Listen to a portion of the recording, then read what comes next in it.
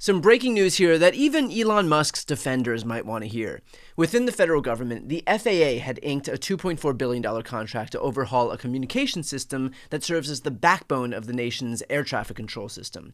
Well, turns out that the administration is now looking to cancel that contract with Verizon and re-award it to a different company, which just so happens to be called SpaceX, which is owned by Elon Musk. And for those who are new to politics, that's the guy who said this. Well, he won't be involved. Yeah, I'll recuse myself if it is. If there's a conflict, he won't be involved. Yeah, I mean, I wouldn't want that, and he won't want it. See, Elon would hate that. He recoils at the thought of a conflict. He's merely there to be a patriot who roots out government abuse, like when government contractors self-deal to the tune of billions of dollars, to name an arbitrary example. Even Trump himself assured us that this kind of thing couldn't possibly happen. Mr. President, given your concerns about corruption, you said that if there were any conflicts of interest with Elon Musk, you wouldn't let him anywhere near it. That's right. Doge and SpaceX employees are now working directly at the Federal Aviation Administration and the Defense Department, agencies that have billions of dollars in contracts with Musk's companies or that directly regulate his companies. How is that not a conflict of interest? Well, I mean, I'm just hearing about it, and if there is, and he told me before I told him, but obviously I will not let there be any conflict of interest. He's done an amazing job.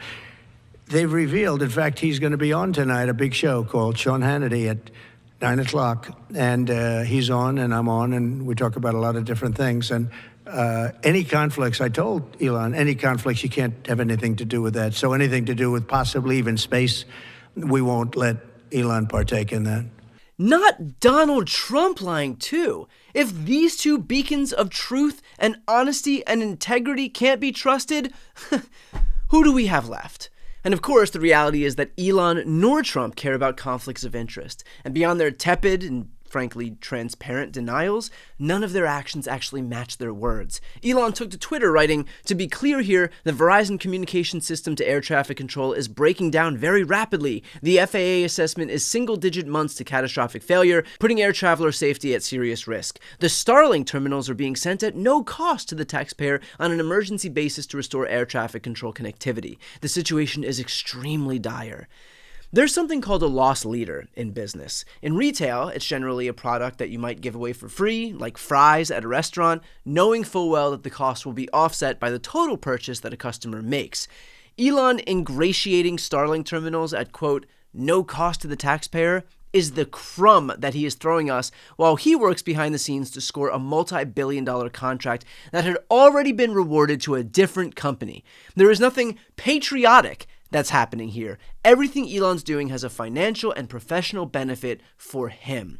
And by the way, as far as the FAA is concerned, it's not just the fact that SpaceX is beginning the process of privatizing public work or overtaking already rewarded contracts from other contractors.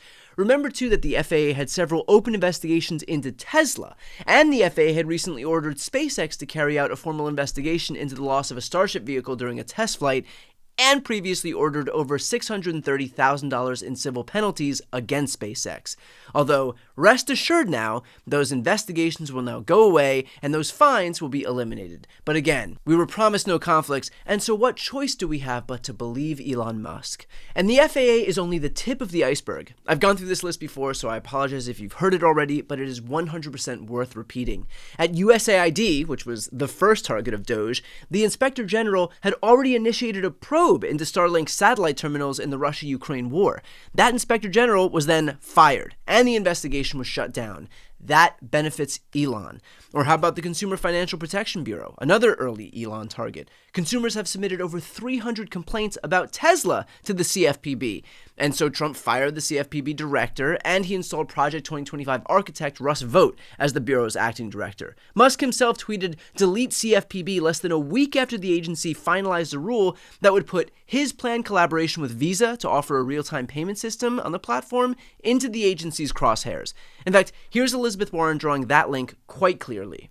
Elon Musk, as you know, he bought Twitter, and he's just lost money hand over fist on that investment. So he's had a better idea, better from his perspective, and that is he's going to do X money. And the idea here is he's going to be everything on the financial side and social side for everybody in the country, maybe around the world if he gets the chance. There's just one bump in the way, and that's the Consumer Financial Protection Bureau. It's not that they say no. You can go ahead and build a new tech platform, a financial system, good for you. But you've got to follow the basic rules of not cheating people, not lying to people, and not sucking up their personal data and selling it to somebody else. Yeah. He doesn't like that. So he's announced he's going to do X. What a great idea. Move the bump out of the way before you start. You know, it's a little like a bank robber saying, oh, before I go into the lobby with my sacks that I'm ready to fill up, I'm just going to fire the cops. Yeah. And now I'll go in and take the money. So again, Musk clamping down on the CFPB benefits him.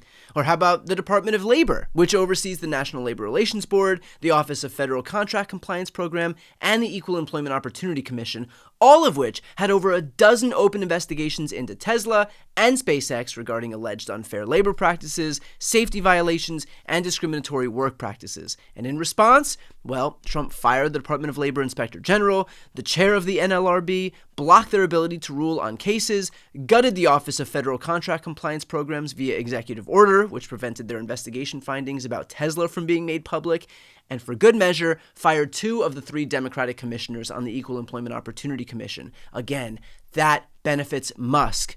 The EPA had multiple lawsuits against Tesla over violations of the Clean Air Act and hazardous waste laws at the company's automotive manufacturing plant in Fremont, California. Trump fired the Inspector General. The FEC was set to rule on a number of complaints filed during the 2024 election cycle, including complaints regarding Musk's America PAC, which helped Trump. So Trump illegally removed the FEC chair from her post. The Department of the Interior runs the Fish and Wildlife Service, which Musk has repeatedly clashed with. Trump fired the DOI Inspector General. The DOJ filed a lawsuit in 2023 against SpaceX for allegedly engaging in hiring discrimination and investigations into whether Tesla had been candid in describing the features of its vehicles. Trump has since remade the DOJ in his image.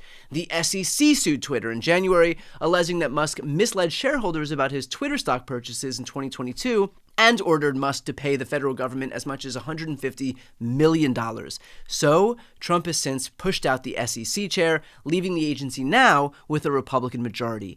In each of these instances, in which there were 12 agency conflicts in total, the principal beneficiary isn't some nebulous concept of waste, fraud, and abuse. It is Elon Musk himself. He is getting rid of the cops who regulate his business interests and branding it as a win for Americans. So look, I want to be clear here. I agree that we need to eliminate waste, fraud, and abuse. I agree that we should modernize our government systems, but I am damn well certain that we don't need to engage in the absolute worst form of crony capitalism to be able to get there. Elon Musk unilaterally deciding that Elon Musk's company should be awarded every contract is not eliminating abuse, it is exacerbating it. And beyond that, the blatant corruption throws into doubt everything else that he's doing. If he's willing to help himself so obviously in this instance, just a month into office, then how else is he helping himself beyond even what we already know at USAID and EPA and DOL and NLRB and EPA and FCC and DOI and SEC and DOJ? I know that these Republicans traffic on a daily basis in projection, but pretending that you're eliminating abusive behavior while trafficking neck deep in it is precisely what Americans voted against. And yet it is precisely what they got with this administration. Before you go, just a quick note, if you'd like to see more of my content, which is always free of advertising, sponsorships, and paywalls, please make sure to subscribe to this channel using the subscribe button right here on the screen. And if you'd like to support my work even further, you can grab a copy of my instant #1 New York Times selling book, Shameless, available for sale right now. That link is also on the screen. Thanks so much for watching.